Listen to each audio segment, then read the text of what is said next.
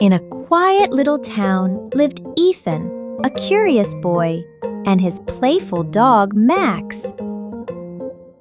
Come on, Max, let's explore the woods today. Whoa! Max, look! A glowing bird under that branch. Hold on, little guy. I'll get you out. You freed me. I'll grant you 3 wishes. I wish no one in town ever goes hungry again.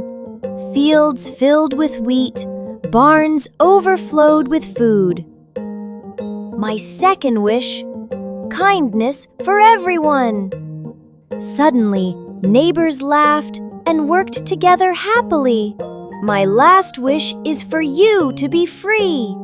As the bird flew away, Ethan smiled. He had learned the true magic. Kindness. Bird joyful. Thank you, Ethan. I'll spread magic everywhere.